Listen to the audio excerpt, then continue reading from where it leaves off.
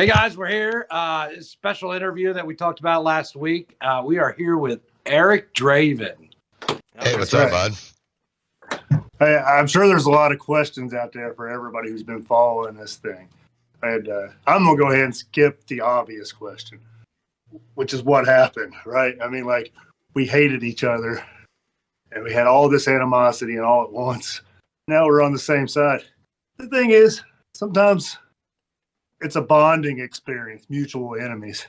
And, I was over at the pod shed and everybody can see that Morty and I, we go way back and we kind of have one of those on again, off again friendships. It's like a love-hate relationship. He loves me, I hate him, Yeah. The thing about it is I brought Morty into wrestling and he managed me and he ran its course. It was good while it lasted. And it went south. And so we found a mutual enemy. I mean, it's plain as day. And then, of course, with Charlie Key, right? I mean, Draven really opened up my eyes to seeing what Charlie Key is really all about. And we talked about this here a couple weeks ago where, we showed his promo where he threw a temper tantrum, right? So it's just a mutual enemy. So for once and for all, in front of everyone, we'll bury the hatchet here and move forward. And I'm going to do whatever I can to make sure, Eric gets by Charlie Key. Maybe take some of them titles, at least the Central States, right? That's right. The Mid America Championship, he already has a match. Yeah, that was the last thing I did when my last act of power Saturday night was putting him in a match with big time Josh Lewis. So that's going to be a tough one for Charlie for sure. I mean, yeah. And I'm not trying to knock Charlie Key or say anything, negative about him that he doesn't deserve. But Charlie Key is a great competitor and he actually has defeated Josh Lewis in the past.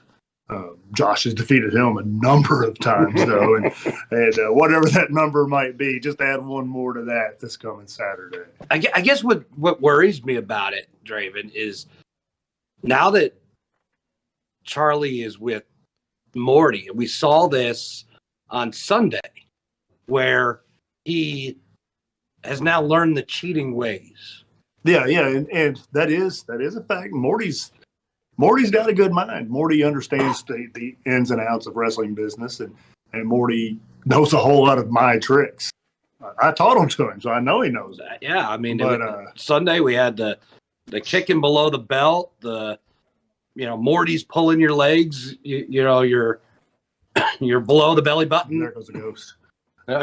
Ghosts are floating around in here. There goes the ghost again. Yeah. Justin, make sure you get out here and do something about that. But hey, he's kicking you, he's biting you. We saw him biting you. Yeah, and he got in the ring and he put all 400 pounds of that on you. And the thing is, what Charlie Key said when he was on this podcast is he said at best, though, 31 years in wrestling, I've learned a lot. Mm-hmm. And out of that lot, I have taught Morty a lot, but not everything. No. There's so many more dirty tricks I got up. I mean, 31 years versus I don't know how many years Morty's been in the business. I think around 2011 is when Morty got started. So you got double the years. Yeah, double. Yeah, I mean, I was a veteran when Morty was starting out, and so I always find it funny. There's a guy whose name I'm not going to mention who has been wrestling for about 8 years, and he got trained here. And he tells everybody that he's, vet status now. He's a veteran. But what happens is this guy, he wrestles for a few months and he gets frustrated and he takes 5 or 6 months off and then he wrestles for a few. So really, this guy's got like 4 years. 4 years out of 8. Yeah. And again, I'm not mentioning the name because he no longer wrestles at any promotion that I'm at that I know of. But I hope the best for him, and I hope his vet status gets him going somewhere. He gets some ground under his feet. So, Tony, I see you chomping at the bit there because I know this is bothering you something fierce. You went to the show at the high school with Rhino. and you met Draven and you fanboyed over him and you got your autographs and now here we sit. So what are you thinking? Well, I mean, I don't really know because you sit here and talk about Charlie Key cheating and doing all this stuff, correct? You know, as you kept saying, blah, blah, blah, blah, cheating. But, you know, I just heard somebody admit, you know, dirty little tricks that, you know, somebody's been doing over the years. So, again, as I've been saying, cheating. So The difference between me and Charlie Key, though, is I will openly admit that I'm going to seize an opportunity. If the opportunity is there, I'm going to take it because they're going to take it. But watch any match with Charlie Key. Within the first minute, he is already firing off with a closed fist. And I know you think it's not a big deal, but it's against the rules. It's no better or worse than pulling the hair or a kick in the nuts or a poke in the eye. It's the same. It's against the rules. It's one is as bad as the other. Yeah. And the difference is, though, like I said, the difference is I openly admit it. I mean, when I was fighting the Russians, everybody was cheering for me when I threw them up in the air and kicked them in the nuts on the way down. And now I do it to Charlie Key, and I'm the bad guy. I don't understand. Why are we splitting hairs? And I think that's where we found some common ground too, because when I kicked you, I didn't hide the fact that I was going to kick you. He walked right up and kicked me in the nuts, and that's actually what led to me super kicking him is because I come out to admit that, hey, I didn't think you had it in you and you did. And, you know, and he enjoyed it so much he went to do a second one. I still maintain that it was just a leg twitch, but Leg twitch. Yeah, are you still sticking with the leg twitch after now you're burying the hatchet? You're going to come out and say the truth? Well, it was a leg twitch. The truth is, it A was strong leg leg twitch towards the groin. How's that? My leg twitched a little harder. A little higher, a little harder. Talked about that last week too, right? Like, so Morty, you know, laid a fist into me, but you know, Draven bruised my face. I mean, Morty hit me, and at the moment it stunned me, but you know, I'm no worse for the wear today. You know, another thing about the whole cheater, not cheater, Charlie Keith's, you know, holier than thou and all. If you watch the King of Supreme match where he won King of Supreme, everybody in the crowd had me so distracted by yelling at me that I was cheating. But during that match, tell me what rules I broke. I didn't hit him in the nuts. I didn't poke him in the eyes. I did throw close fist, but he threw the first one. He was choking me on the ropes. He threw me over the top rope and the referee wasn't looking. He broke the rules. He threw me into the wall, into the ring pole. I mean, I did hit him with the cinder block, but that wasn't during the match. It was after the match. No, it was before the match. That's right. Before the match. Before the match. But he went to the back and he got it all doctored up and bandaged up. He come out with extra equipment on. He had his arm all wrapped. And you had no idea really well. I mean, how could the referee really check everything that's under there? And the crowd was furious at me. I mean, they were on their feet yelling profanities at me. They were. And calling me cheater. And I was not breaking a single rule. I mean, I was doing elbow drops and drop kicks. Yeah. And he was throwing closed fist punches. We're splitting hairs if we're saying that I'm the cheater. That's what I've been arguing the whole time. I mean, I do think Legion did bite him, but that's because he grabbed Legion. He grabbed Legion by his shirt collar. Right. Legion bit him to get free. Legion's not a wrestler. Well, He's not an athlete of any kind. We did the same thing when we broke down the match from Shenanigans. Was Charlie was doing X, Y, and Z, and finally we'd had enough. That's right. And the same thing goes to when I wrestle Cash Jackson. I could come out with, in my mind, I'm going to have a pure wrestling match, and I'll lock up with Cash Jackson. He starts throwing a close fist punch right from the start. And yeah, the rules I break, you know, might seem a little harsher, but to me, breaking a rule is breaking a rule. But you don't break the rules to the point where you're getting disqualified.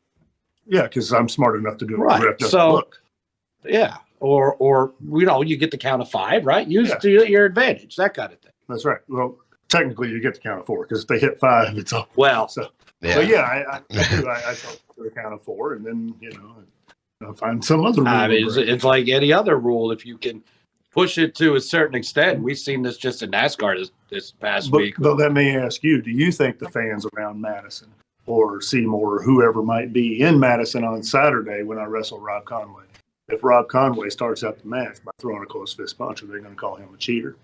Oh, no. No, but if I throw a close fist punch, what? cheater, I'm a cheater. Yeah, they'll be yelling cheater before you get in the ring. I mean, when Rob Conway, he's done it every time we wrestle, when Rob Conway throws me over the top rope, which is an automatic disqualification. So it's worse than a close fist punch or a hair pull or anything that you get a 5 count on. There's no warnings. That's a straight disqualification. When he does that, are the fans going to call him a cheater? Oh, No, they're going to sing his praises. WWE, NWA World Champion, Rob Conway, sicker. Yeah, I mean, for the years you put in and the years you put in for Madison, I think these people should be singing your praises. That's right. And it's been a while, but there used to be a news show here in Madison, the Madison Courier, since it had bought them, but they were an internet show, and the most views they had gotten on anything prior to me being on there was 3,000 views. Rob Conway came in with the NWA World Champion, and he was facing me, and the fans were behind me because I was hometown hero. 27,000 views. Wow. And now here I am 12 years later, getting ready to wrestle Rob Conway again, and everybody's wooing Rob and, Well, that's calling me a cheater. And I've sat through Betancourt enough times asking the crowd who's going to win, between, Draven and Conway, and so many people just yelling Rob Conway when they get to watch Eric Draven every week. I think they should be behind it. And, Rob and I have faced each other 17 times. 17 times. And we've had one draw. So that takes it down to 16. We're 8-8 against each other. So this is like the tiebreaker. That's the rubber match. It's the rubber. Yeah. This is going to be the last time, I'm sure, that Rob will be up here to face me. And we faced each other in tag matches, and those statistics aren't worked into. Those are just singles matches, that I said. But we're 8-8 and 1 in singles matches. Tag matches. Roger Malcolm and I defeated him and Josh Lewis twice, and I think he and Josh Lewis defeated us once. So I've teamed with Josh Lewis against Rob Conway and Johnny Justice. Johnny Justice he's a cheater. Yeah. I mean, open the match with close fist punches. Yeah, he's man, he's supposed to be the good guy, the cop. The good right? guy, yeah. For years, Johnny was the end all be all here at Supreme. Every time he come through that curtain, this crowd thought that their savior had come out there. Where's Johnny now? I hadn't seen him. I expected in Seymour when Charlie Key got in a little over his head. I expected that to be Johnny Justice coming out that curtain. That's his hometown. I would have. I think this is just me going out on a limb. I think Johnny's scared. Oh. I think that he was. I think he was there. I think that he saw who I had that had my back, and he said, I don't think so. I'm going to sit this one out. That's just my opinion, and it could be right or it could be wrong. So I got to ask, since you brought him up, how did you get the Texas Outlaw to come back? Well, Outlaw has been wanting to come back. He's just been itching for a reason. And he is not a finesse wrestler. This younger day, everybody's really harping on being good, clean, scientific, technical wrestlers or high flyers. That is not the Texas Outlaw.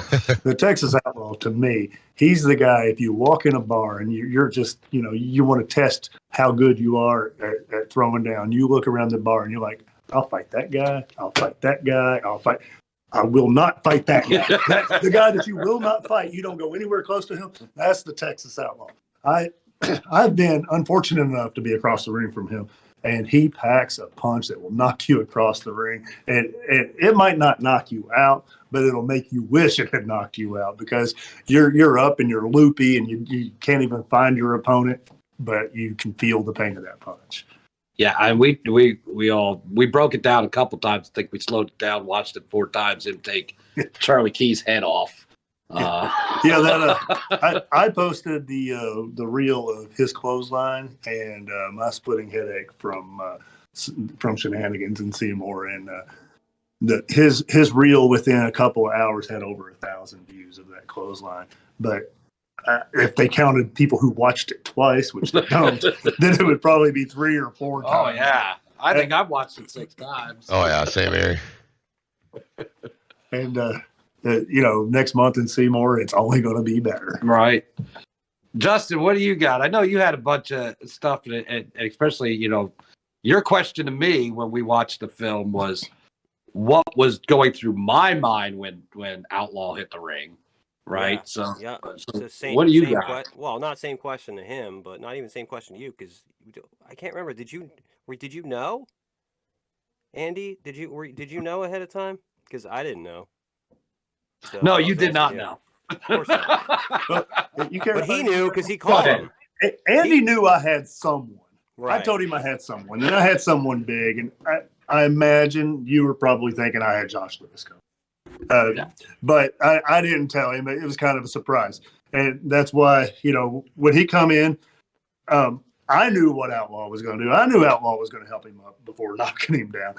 But I wanted to make sure that he didn't know, so that the exiting the ring and clearing the ring for Outlaw to have the ring with Charlie Key to himself was genuine. That it, Right. that we were out of the way and we could watch just like all the people who bought their tickets were watching from down below, and it was glorious. Yeah.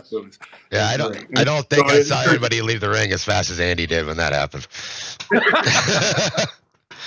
And then, Derek Winter, he come out and like I said, if I use a close fist punch, I'm a cheater. And if Charlie Key does, he's just a good guy who's fighting back or whatever. Did Outlaw come to the ring with a chair? No. Derek Winter come to the ring with a chair. Right. I mean, if I had gotten back in the ring and you had gotten back in the ring, Morty's in the ring, Charlie Key's in the ring, and Derek Winter would be there, and Outlaw would be there. It would be 3-on-3, but Derek Winter brought a chair. That's the kind of people that Seymour and Madison fans are cheering for. Mm-hmm. And I mean, again, And Tony. And Tony. And like I said before, I am not trying to claim that I don't cheat. I'm throwing it right out there. Tell it to your face. I'm going to break the rules because I already anticipate that my opponent's going to break the rules too. Right. And Derek Winter's going to tell you that he plays it right by the book, just like Gaston LaRue, just right by the book. Yeah, and we've talked about Gaston a lot, and you faced Gaston. I trained Gaston. I don't have an issue with Gaston. I'm so proud of his success. He's one of the guys who's able to get out there, and there aren't too many people on an independent wrestling level that actually live off the business. Off the top of my head, I can name 2, me and Gaston. So I guess Jason Kincaid probably does, and Aaron Williams do, but from this area, me and Gaston, and that is it. So everybody else, they do well in the business, but they still have to find other sources of income. DoorDash. Dustin, what do you got? Oh, not much. Just glad you guys finally buried the hatchet. You guys were at each other for a while, and it's a shock that you guys became friends. I didn't think that would happen, but I guess 2 wrongs make a right sometimes. And you guys got to work together. Yeah, well, I think what you have a case of 2 men, yeah, right, that aren't afraid to speak their minds, and in a world currently full of boys. Right. You're right. The true story there. Charlie Key, and he's probably the manliest of the group, only because he has a natural sweater on. But Charlie Key, he's in his 20s still. And then you got Derek Winter. I think he's just 20. The guy's not even old enough to go in that bar with Outlaw to fight. Tanner Saturn's just now old enough to drive. And these are the guys who are, trying to stand up and combat 31 years of wrestling experience. I was wrestling before these guys were born. I was probably wrestling before their parents met. Right. And that's right. It's kind of like what I was telling Morty too. I've got, I don't know, 12, 13 years on Morty, and I might not be a wrestler, but I was a hockey player, and we just square up. And I am not knocking Morty at all, but Morty has a soft spot for young talent. And, to me, it's teach them the way they're going to, things are going to be. When I was younger, I took driver's ed, and my driver ed instructor, I was on the highway, and he told me to speed up. I said, I'm doing the speed limit. He said, you're not going to drive the speed limit when you get your license, so don't do it now. He wanted me to speed up so he could make sure I can drive it safely. And that's kind of what, when I wrestle Tanner Saturn, I'm choking him on the ropes. if I coddle him, because I train Tanner, if I coddle Tanner, am I doing him a service or a disservice? Because if he goes out and he wrestles Toby Farley or somebody like it, Toby Farley's going to take him pillar to post. He's going to put knots on his head. And he's going to choke him and he's going to throw him into walls. So I give it to him so he can be ready for the real world. And the same thing. And that makes sense. And also, I mean, it's fun kicking them in the nuts. It's I've been telling these guys, and I think Justin has volunteered to take a kick in the nuts. Mm-hmm. Right? Yeah. I'll take one. I think I've got the most ways to kick somebody in the nuts. Yeah. Most creative ways. What's your most creative way to kick somebody in the nuts? I like the last time I wrestled Caden Brooks, I threw him over my head, and you see it all the time. I throw him up in the air and I kick him on the way down. I threw Caden over my head and walked under him and kicked him in the nuts on the way down from the back. That's my favorite so far. The easiest and probably cheapest way to kick them in the nuts is get them when they're coming in the ring. I kick the rope and let the rope do the work. Yeah. You throw them in the corner, they hit the corner, they fall down. Well, when they fall down before they regain their consciousness, the baseball slide, that's one of my favorites. So, I mean, I don't have to tell you guys, watch my match, you're going to see somebody get kicked in the nuts. Yeah, every match. And that's just where it all started, right? I said every match he kicks somebody in the nuts. But, I mean, if I get the opportunity to kick somebody in the nuts, I'm going to do it because it's a lot of fun. And I will say I'm a man with pride, and that did hurt my pride hearing you say I couldn't win a match without doing it. So I did it once or twice, while you were here against me, while you were, in the crowd and booing me, just to prove to you that I could do it. Yeah. But I mean, I still poked guys in the eyes. Like I said, I never denied that I cheat in my matches. But my opponent's going to cheat. I know it. Well, Leon Elliott, if I wrestled him, he would be out here pulling my hair. Right. They all cheat. Every one of them. You hear that, Tony? I think every wrestler cheats. See, Tony's speechless all the time. What was that? Dustin, what'd you say? Oh, every wrestler cheats. Oh yeah, absolutely. Over the years of watching wrestling, every wrestler cheats. Just some do it more than others. I think over just having conversations with you and talking about just wrestling in the past, putting your foot on the rope to break a pin is not necessarily cheating, but it's an easy way out, right? Well, if I am being pinned, yep, and I reach over and I grab the ropes or I put my foot on the ropes to get out of the pin, technically I'm breaking the rule. The ropes are a boundary. That's why you get a count when you're on the ropes. If I go to the top rope, so Tanner Saturn's finishing move is a swanton dive from the top rope. Technically, that's an illegal move. I mean, it's like holding them in the corner. You get a 5 count. If somebody's on the top rope, the referee is counting. They have 5 seconds to get off the ropes because the rope is a boundary.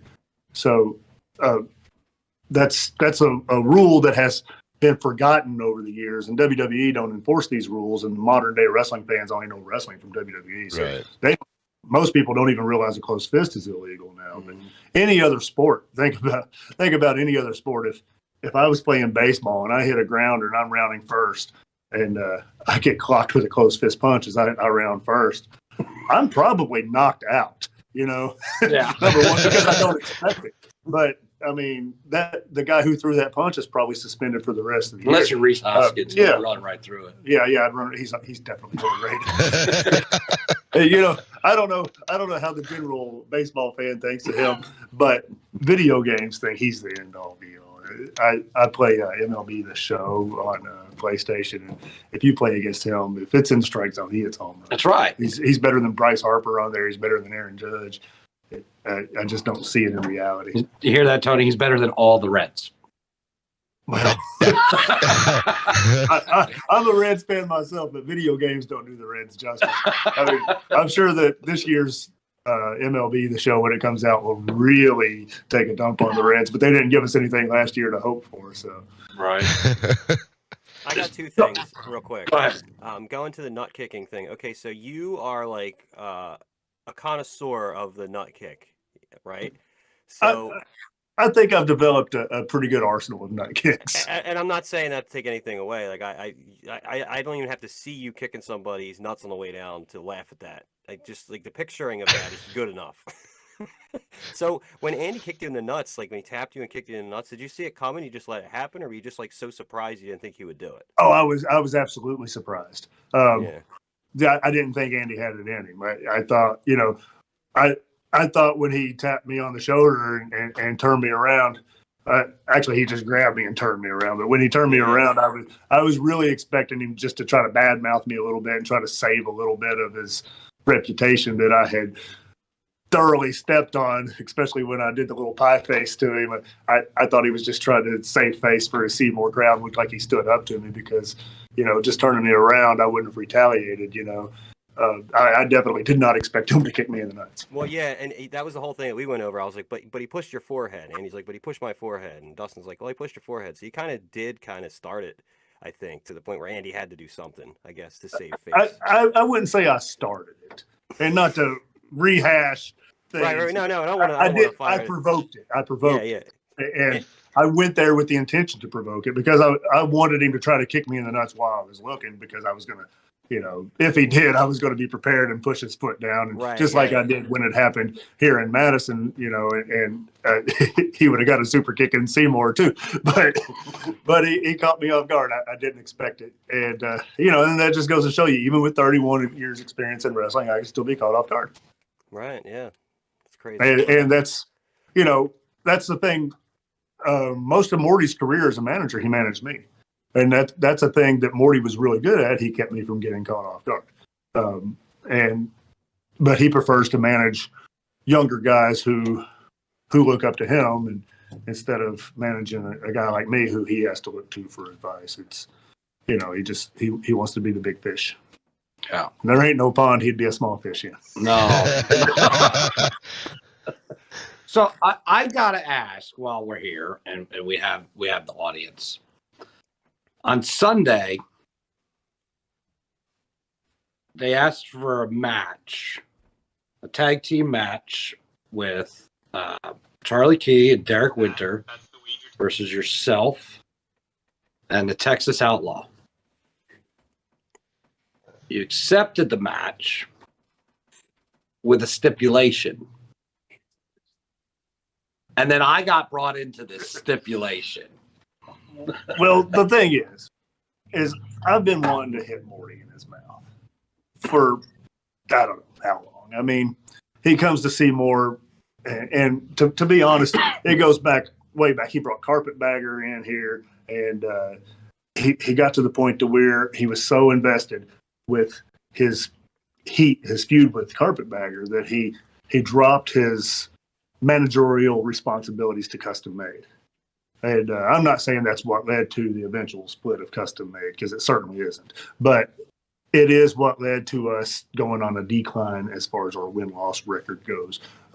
We were a three-man operation, and Morty kind of dropped the ball. He got so wrapped up in something with Carpetbagger, and if he would have just come to us, we could have handled Carpetbagger. I mean, all he wanted to do was shave the guy's sideburns. We could have held him down and done it ourselves, And then it got to the point to where he just completely, we just separate ways. And at that point, he kind of stepped away from Supreme for a while.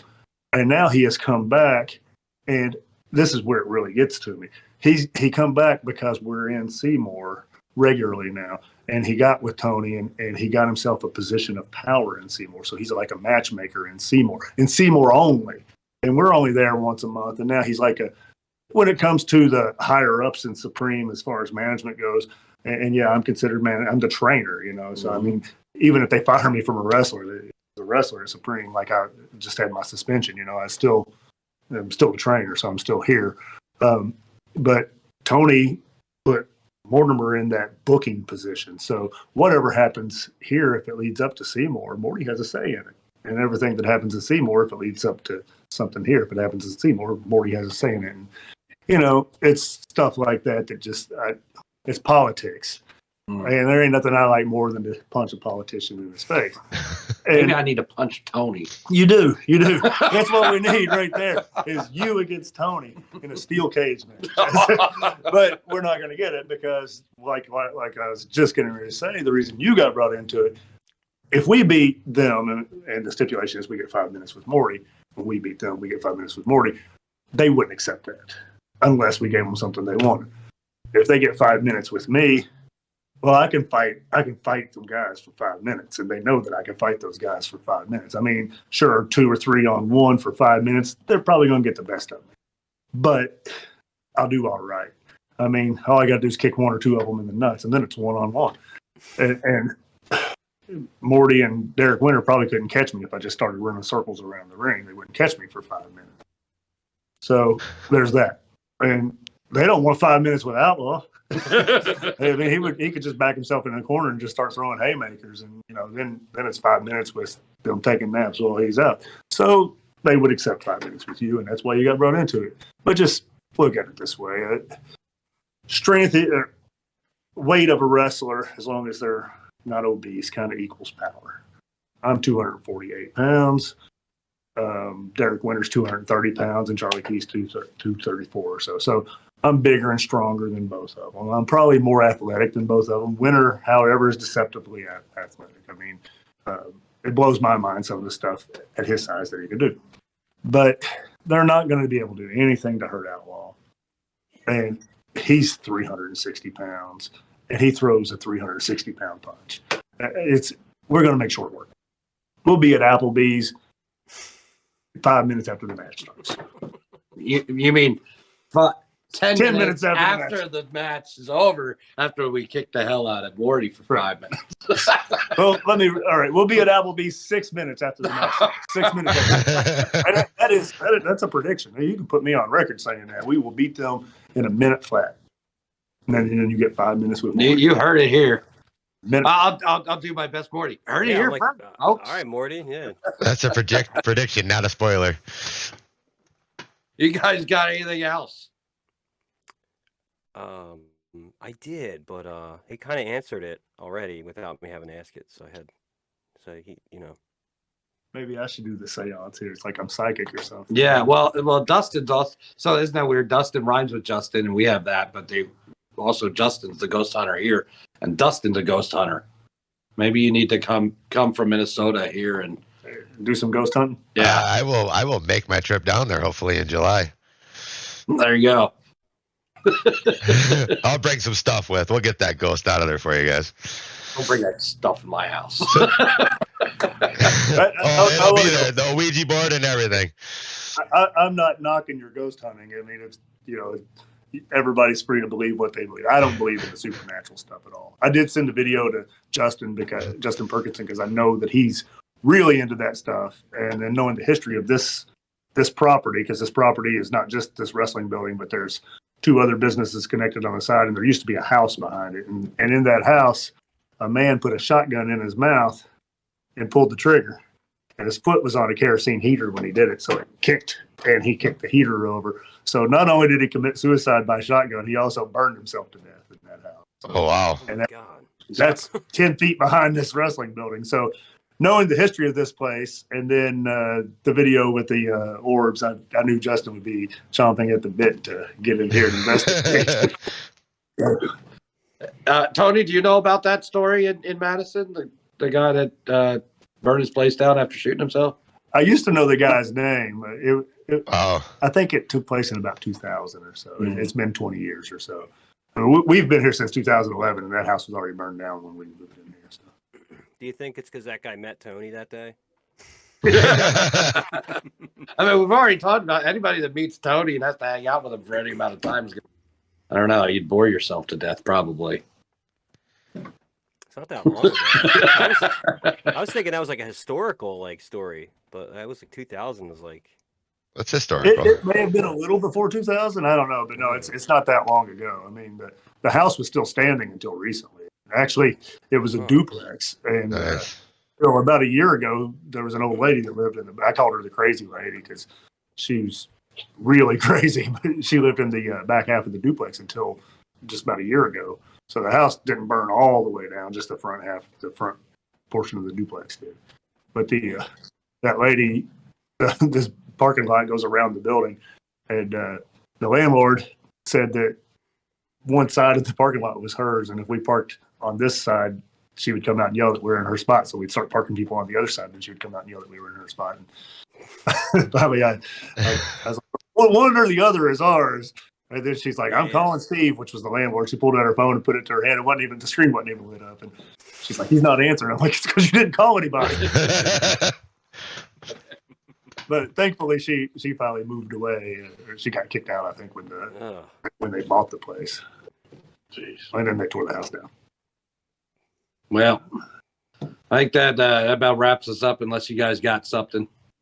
I think we're good. I'm Yeah. just glad you guys buried the hatchet and you guys are on the same page now. It's amazing. It's a good feeling to have. Don't encourage his shit. Don't encourage him. Oh, I gotta encourage it. You know, we were it wasn't a good thing I at got a first. question, though.